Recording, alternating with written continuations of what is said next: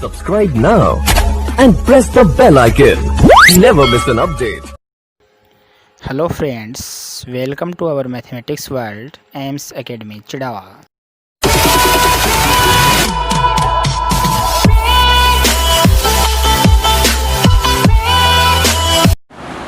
Hello friends, good morning all of you. Welcome back to AIMS Academy, Chidawa.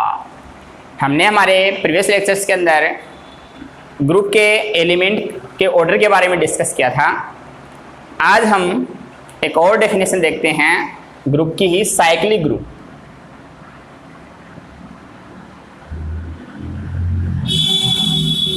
कि हमने starting में group की definition पढ़ी, उसके बाद आबेलियन ग्रुप उसको कब बोला, जब कम्यूटेटिव प्रॉपर्टी सेटिस्फाइड होगी तो उसको आबेलियन ग्रुप बोला था। और अब है साइक्लिक ग्रुप कब बोलेंगे, साइक्लिक ग्रुप कब बोलेंगे। तो साइक्लिक ग्रुप का मतलब क्या है कि पहले मेरे पास ग्रुप होना चाहिए, यानी ग्रुप वाली जो चार प्रॉपर्टीज हैं वो सेटिस्फाइड होनी चाहिए। तो जी स्टार कोई भी ग्रुप है, जी स्टार कोई भी ग्रुप है और ए अगर उसका कोई भी एक एलिमेंट है तो जी के जितने भी एलिमेंट हैं वो सब के सब ए की इंटीजर पावर्स के रूप में लिखे जाएंगे। कि मैं कहूँ x अगर कोई भी एलिमेंट है जो जी में बिलोंग करता है तो x इक्वल टू किस टाइप का हो, ए की पावर n टाइप का हो, और n जो किस में बिलोंग करे, z में बिलोंग करे, इंटीजर पावर्स के रूप में। अगर मैं कहूं कि y कोई एलिमेंट है g के अंदर तो y भी कैसा हो, a की पावर m टाइप का हो, m किस में बिलोंग करे, z में बिलोंग करे। तो g के जितने भी एलिमेंट हैं g के अंदर वो सब के सब एलिमेंट क्या है, a की अगर इंटीजर पावर्स के रूप में लिखे जाएं तो हम क्या बोलेंगे, g को साइक्लिक ग्रुप बोलेंगे, साइक्लिक ग्रुप बोलेंगे।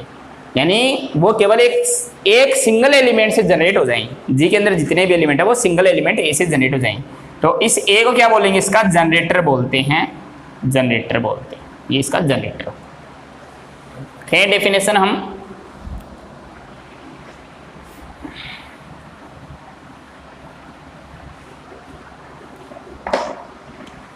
Late G star be a group and A belongs to G, then G is said to be cyclic group,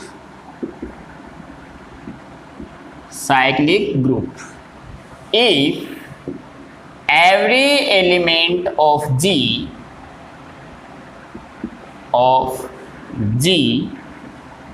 can be written as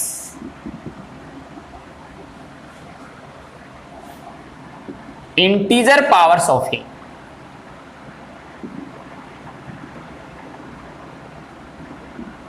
Powers of A.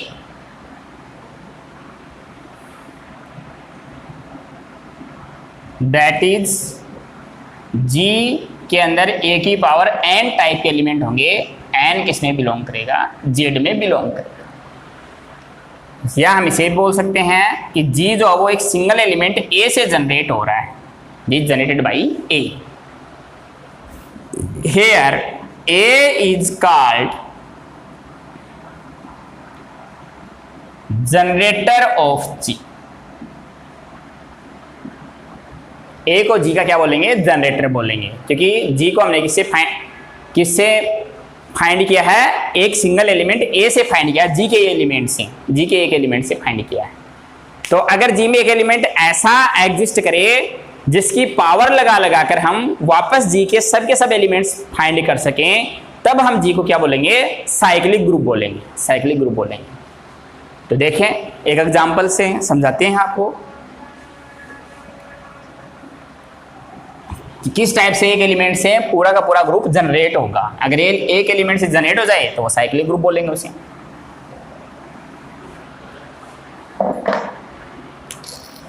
For example मैंने बताया था जी जो है 1 - 1 iota minus iota, ये multiplication के लिए क्या बनाता है, एक ग्रुप बनाता है। तो अब मुझे इसे चेक करना है कि ये साइक्लिक ग्रुप बनेगा या नहीं बनेगा, कि इसमें एक एलिमेंट ऐसा मिलेगा क्या जिसकी इंटीजर पावर्स लगा के मैं पूरे जी के वापस ये एलिमेंट फाइंड कर सकूं। तो मैं कहता हूं कि आयटा जी का एक एलिमेंट ऐसा है कि आयटा जी में बिलोंग करता है, तो आयटा की पावर 1 का मतलब उसको एक बार मल्टीप्लाई करवाऊं, तो आयटा की पावर 1 बराबर क्या होगा आयटा, आयटा की पावर 2 यानी आयटा इंटू आयटा -1, यानी ये ऑपरेशन का नहीं, पावर का मतलब मैंने बताया था। आयटा क्यूब जो आएगा वो आएगा माइनस आयटा, और आयटा 4 जो आएगा वो क्या जाएगा आपका 1। तो एक एलिमेंट आयटा लिया मैंने और उस आयटा की इंटीजर पावर लगा के वापस जी के एलिमेंट फाइंड कर लिए कि 1 भी जी में है, -1 जी का एलिमेंट है, आयटा जी का एलिमेंट है, माइनस आयटा जी का एलिमेंट है। जी में 4 एलिमेंट्स थे, वो 4 एलिमेंट्स हमने फाइंड कर लिए एक एलिमेंट आयटा से। तो इसका मतलब मैं इसे ये लिख सकता हूं कि दैट इज जी जो है वो आयटा की पावर n टाइप का है, n किस में बिलोंग कर रहा है, z में बिलोंग कर रहा है। या मैं ये कह सकता हूं कि जी जो है वो आयटा से जनरेट किया है, तो हैंस जी साइक्लिक ग्रुप, जी क्या हो गया साइक्लिक ग्रुप हो गया, तो एक एलिमेंट मुझे मिल गया is cyclic group, and eta is generator of जी।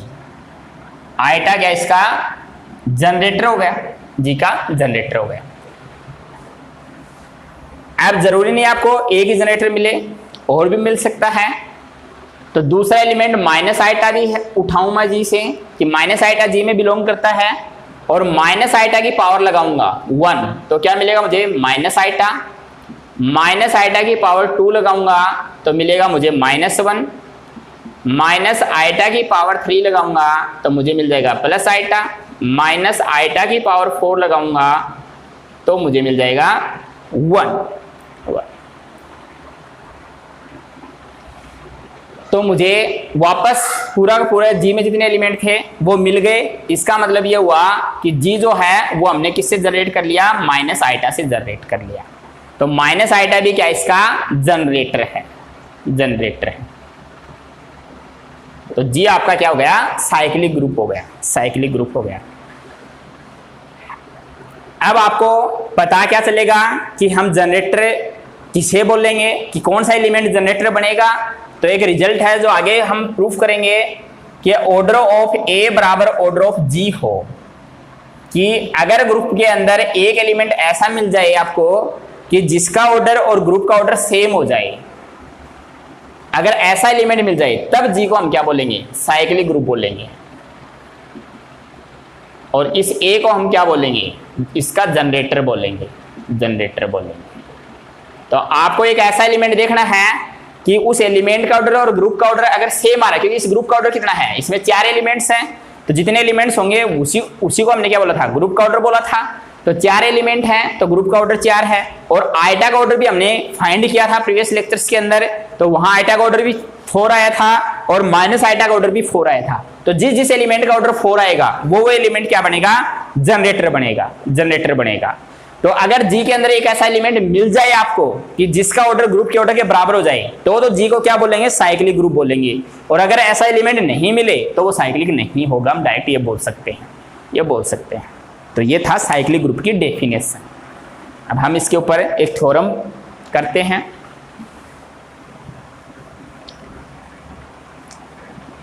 तो एक आपको एग्जांपल दे रहा हूं मैं कि G बराबर 1 ओमेगा ओमेगा स्क्वायर, ये मल्टीप्लिकेशन के लिए ग्रुप बनाया था इसने। तो इसको आपको चेक करना है कि ये साइक्लिक ग्रुप होगा क्या, साइक्लिक ग्रुप बनेगा क्या, और अगर साइक्लिक ग्रुप बनेगा तो इसके जनरेटर क्या बनेंगे, इसके जनरेटर क्या बनेंगे, जनरेटर कौन कौन से एलिमेंट होंगे, तो हमें जनरेटर फाइंड करने हैं। तो यह आप लोगों के लिए है करना इसको।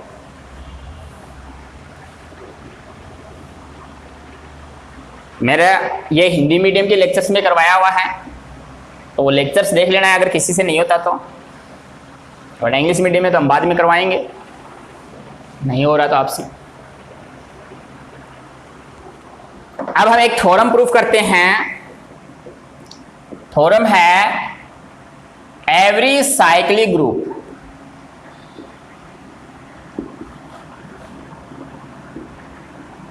Is abelian but converse is not necessarily true।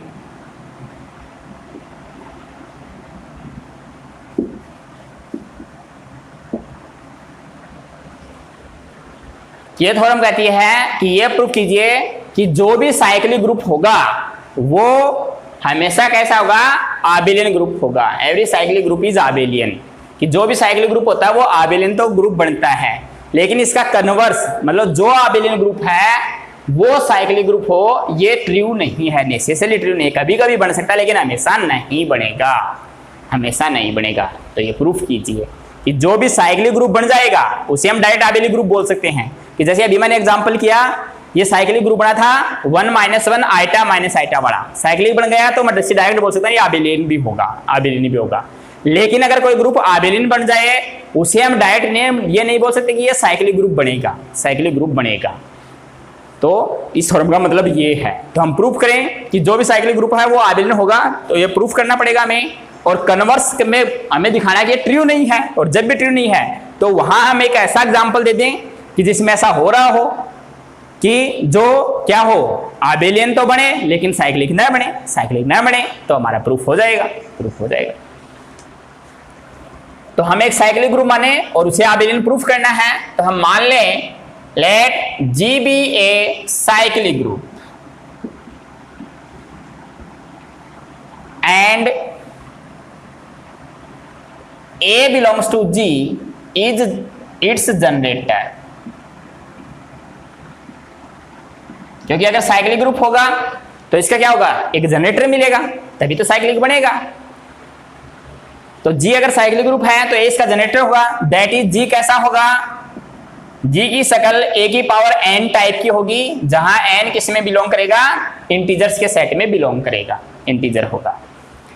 तो इस टाइप का ग्रुप होगा आपके पास कि G में जो भी एलिमेंट होगा वो किस टाइप से, एक ही इंटीजर पावर के रूप में लिखा जाएगा, एक इंटीजर पावर के रूप में लिखा जाएगा। तो हमने G को जनरेटर मान लिया, तो अब शो क्या करना है हमें, now we have to show that G is abelian. G को हमें आबेलियन शो करना है। तो आबेलियन ग्रुप शो करने के लिए, क्योंकि साइक्लिक ग्रुप तो है ये, यानी ग्रुप तो है, एक प्रॉपर्टी अगर कम्यूटेटिव प्रॉपर्टी और हो जाए, कम्यूटेटिव प्रॉपर्टी हो जाएगी तो G कैसा हो जाएगा, आबेलियन ग्रुप हो जाएगा। तो कम्यूटेटिव प्रॉपर्टी के लिए मैं दो एलिमेंट मानने पड़ते हैं मेरे को, तो कोई भी x G में मान लूं और कोई भी y किसी में मान लूं, G में मान लूं। तो कम्यूटेटिव कंडीशन क्या थी, एक्स वाई बराबर है वाई एक्स, कि अगर एक्स वाई बराबर वाई एक्स ले आऊं तो ये क्या हो जाएगा, आबेलियन हो जाएगा, आबेलियन हो जाएगा। तो इसके लिए मैं मान के चलूं दो एलिमेंट एक्स और वाई, तो let x belongs to G, y belongs to G, ये दो एलिमेंट हैं। तो सिंस अगर एक्स जी में बिलोंग करेगा तो एक्स किस टाइप से लिखा जाएगा, ए की पावर्स के टाइप से लिखा जाएगा, क्योंकि जी को मैंने साइक्लिक मान रखा है। तो x अगर G में बिलोंग करेगा तो मैं मान लूं x बराबर a की पावर m टाइप का होगा, वेयर m जो है वो किस में बिलोंग करेगा, इंटीजर्स के सेट में बिलोंग करेगा, m बिलोंग्स टू z। और y भी मैंने G में मान रखा है, तो अगर y भी G में है तो y कैसा होगा, a की पावर n टाइप का बोल दूं मैं, कुछ बोलो m n l आपकी इच्छा है, लेकिन ये जो भी बोलो वो किस में होना चाहिए, z में होना चाहिए। तो ये भी z इंटीजर्स के सेट में होगा। तो इस टाइप के दो एलिमेंट मान लिए मैंने कि एक्स वाई टाइप के एलिमेंट होंगे, क्या एक्स और वाई दो एलिमेंट मान लिए। तो एक्स वाई बराबर मुझे क्या दिखाना है, वाई एक्स दिखाना है।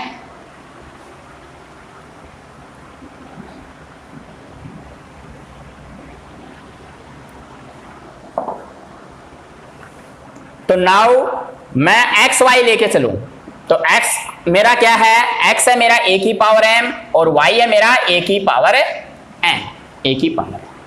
तो इसे मैं लिख सकता हूं a की पावर m प्लस n, और इसे मैं लिखता हूं a की पावर n प्लस n। क्यों, क्योंकि m प्लस n बराबर होगा n प्लस m के, for all mn belongs to z के लिए, क्योंकि z के आपके इंटीजर्स हैं और इंटीजर्स को कैसे भी ऐड करो दोनों क्या आएंगे, इक्वल आएंगे, यानी z प्लस जो है प्लस के लिए क्या बनेगा, कम्यूटेटिव प्रॉपर्टी फॉलो होगी उसमें। तो इस चीज को मैं ये लिख सकता हूं, ऐसा क्यों लिखा, क्योंकि मुझे y पहले लेके आना है, x बाद में लेके जाना है, यानी एक्स वाई बराबर वाई एक्स बनाना है। और y कब बनेगा, जब a की पावर n पहले आए और a की पावर m क्या जाए, बाद में जाए। तो इसलिए मैंने m प्लस n को इंटरचेंज कर लिया कि उसे मैं n प्लस m लिख सकता हूं। रीजन उसका ये है, बगैर रीजन कोई चीज नहीं लिखेंगे अलजेब्रा में। तो तो यहां से मैं इसे वापस अलग कर लूं कि a की पावर n इंटू a की पावर m बोल सकता हूं। तो a की पावर n मेरा किसके बराबर था, y के बराबर था, और a की पावर m मेरा किसके बराबर है, x के बराबर है। तो मैंने दिखा दिया x y बराबर yx, इसका मतलब कम्यूटेटिव प्रॉपर्टी हो गई। तो 10 हमने दिखा दिया कि x y बराबर yx है for all x y belongs to g के लिए। कोई दो एलिमेंट लिए मैंने, सबके लिए हो जाएगा ऐसा। Hence G is abelian group.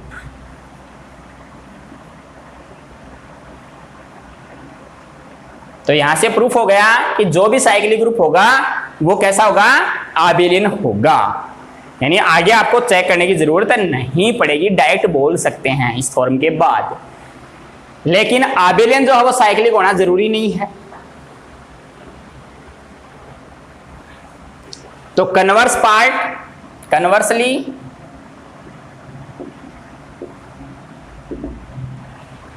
में क्या प्रूव करना है कि every abelian group is not cyclic.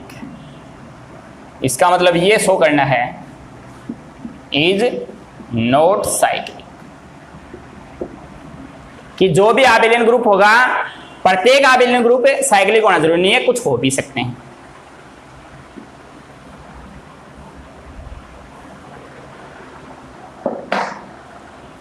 तो इसके लिए मैं एक एग्जांपल ले लूं, एक एग्जांपल दिखा दिया हम ऐसा कि जो आबेलियन ग्रुप तो बनाता है लेकिन साइक्लिक ग्रुप नहीं बनाता। तो साइक्लिक ग्रुप में मैंने कंडीशन बताई थी कि अगर उसमें एक एलिमेंट ऐसा मिल जाए जिसका ऑर्डर किसके बराबर हो जाए, ग्रुप के ऑर्डर के बराबर हो जाए, तब तो साइक्लिक होगा, अदरवाइज नहीं होगा। तो हम एक ऐसा एग्जांपल लें कि जिसमें ऐसा नहीं हो रहा हो, कि उसमें एक भी एलिमेंट ऐसा नहीं मिले जिसका ऑर्डर ग्रुप के ऑर्डर के बराबर हो। अगर ऐसा नहीं मिलेगा तो साइक्लिक नहीं होगा। तो इसके लिए मैं एक एग्जांपल ले रहा हूं कि G एक सेट माना जिसके अंदर 4 एलिमेंट हैं A B C, और ये एलिमेंट्स क्या हैं, ये आइडेंटिटी मैट्रिक्स है। I जो है 1 0 0 1, ये एक एलिमेंट है, 2 क्रॉस 2 ऑर्डर की आइडेंटिटी मैट्रिक्स है, ये रियल एंट्रीज हैं। A जो है वो एक 2 क्रॉस 2 ऑर्डर की मैट्रिक्स है जिसमें -1 0 0 1 टाइप का एलिमेंट है। B जो है वो भी एक 2 क्रॉस 2 ऑर्डर के मैट्रिक्स है जिसमें इस टाइप की मैट्रिक्स है, ये मैट्रिक्स है। और C जो है ये भी एक मैट्रिक्स है, -1 0 0 -1। ये 4 मैट्रिसेज हैं जो किसके अंदर है, G के अंदर है। तो G जो है ये आबेलियन ग्रुप है। Here G is abelian group for matrix multiplication.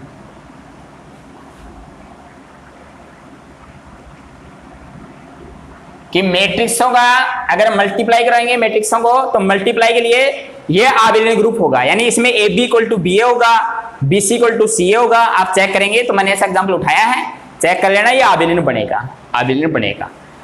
तो ये आबेलियन तो हो गया। मुझे शो करना है कि ये साइक्लिक नहीं है। तो साइक्लिक के लिए मैं क्या चेक करूं, इनके ऑर्डर चेक करूं कि अगर इन एलिमेंट्स का ऑर्डर ग्रुप के ऑर्डर के बराबर आ जाए तब तो ये साइक्लिक हो जाएगा। एक भी एलिमेंट मुझे ऐसा मिल जाए और एक भी एलिमेंट ऐसा नहीं मिले तो साइक्लिक नहीं होगा। तो यहाँ I जो है वो आइडेंटिटी मैट्रिक्स है, और आइडेंटिटी मैट्रिक्स है तो ये ग्रुप की आइडेंटिटी एलिमेंट का काम करेगी। तो ये तो आइडेंटिटी एलिमेंट है। तो हेयर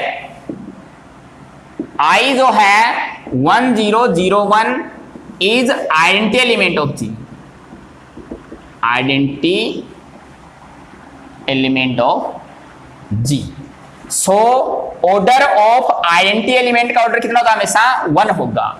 आइडेंटिटी एलिमेंट का ऑर्डर हमेशा 1 मिलता है ग्रुप के अंदर, तो इसका ऑर्डर हो गया 1। उसके अलावा A का ऑर्डर फाइंड करें, तो ऑर्डर का मतलब है A स्क्वायर फाइंड करूं मैं, A स्क्वायर फाइंड करूंगा तो A आपका है -1 0 0 1। इसको इसी से मल्टीप्लाई करूं, -1 0 0 1, तो इससे मल्टीप्लाई करोगे तो आपके पास यहाँ आइडेंटिटी मैट्रिक्स मिल जाएगी। कि पहले पहली रो को फर्स्ट कॉलम से मल्टीप्लाई करेंगे, तो फर्स्ट रो को फर्स्ट कॉलम से करोगे तो -1 + 1 हो जाएगा ये, और ये 0 + 0 तो यानी 1 आ जाएगा। फिर फर्स्ट रो सेकंड कॉलम को मल्टीप्लाई करेंगे तो ये आपका 0 आ जाएगा। फिर सेकंड रो फर्स्ट कॉलम को मल्टीप्लाई करेंगे तो 0 आ जाएगा। इसको और इसको मल्टीप्लाई करेंगे तो 1 आ जाएगा। तो यानी ये क्या आ गया, मेरे पास आइडेंटिटी एलिमेंट आ गया। इसका मतलब क्या हो गया कि ऑर्डर ऑफ ए जो है वो 2 हो गया, कि ए की पावर n बराबर अगर आइडेंटिटी हो जाए, आइडेंटिटी एलिमेंट आ जाए, तो उस n को हम क्या बोलते हैं, ऑर्डर बोलते हैं, लिस्ट पॉजिटिव इंटीजर n, कल हमने किया था। तो यहां से मैं ये कह सकता हूं देयरफॉर ऑर्डर ऑफ ए जो है वो कितना हो गया, 2 हो गया, ऑर्डर ऑफ ए 2 हो गया।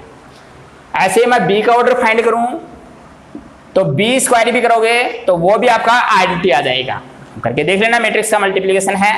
तो यहां से मैं कह सकता हूं कि ऑर्डर ऑफ b जो है वो भी कितना है, 2 है। c स्क्वायर करोगे तो भी आपका उसके बराबर आइडेंटिटी आ जाएगा, c को c से मल्टीप्लाई करोगे तो आइडेंटिटी एलिमेंट आ जाएगा। तो ऑर्डर ऑफ c जो है वो भी कितना हो जाएगा, 2 हो जाएगा। तो इसके अंदर 4 एलिमेंट थे, 4 एलिमेंट थे ग्रुप के अंदर, तो ग्रुप का ऑर्डर कितना था, 4 था, ग्रुप का ऑर्डर 4 था। तो एक भी एलिमेंट का ऑर्डर आपको 4 नहीं मिला, क्योंकि एलिमेंट्स का ऑर्डर कितना मिला, 2 मिला, आइडेंटिटी एलिमेंट का ऑर्डर 1 मिला। तो देयरफॉर यहां order of a not equal to क्या है, ऑर्डर ऑफ जी, कि आपको एक भी एलिमेंट ऐसा नहीं मिला जिसका ऑर्डर ग्रुप के ऑर्डर के बराबर हो जाए, ग्रुप के ऑर्डर के बराबर हो जाए। तो therefore G is not cyclic group, ये साइक्लिक ग्रुप नहीं है, क्योंकि एक भी एलिमेंट अगर ऐसा मिल जाता जिसका ऑर्डर 4 हो जाता, ग्रुप का ऑर्डर 4 था, ग्रुप में के अंदर एलिमेंट्स के जो नंबर होंगे, जितने एलिमेंट्स होंगे उसको ऑर्डर बोलते हैं, तो ये साइक्लिक नहीं है। तो आगे से आप हमेशा यूज कर सकते हो कि साइक्लिक दे देगा तो आप डायरेक्ट आबेलियन बोल सकते हो, लेकिन आबेलियन को आप डायरेक्ट साइक्लिक नहीं बोल सकते, उसको आपको चेक करना पड़ेगा कि उसमें एक एलिमेंट ऐसा है क्या जिसका ऑर्डर ग्रुप के ऑर्डर के बराबर है।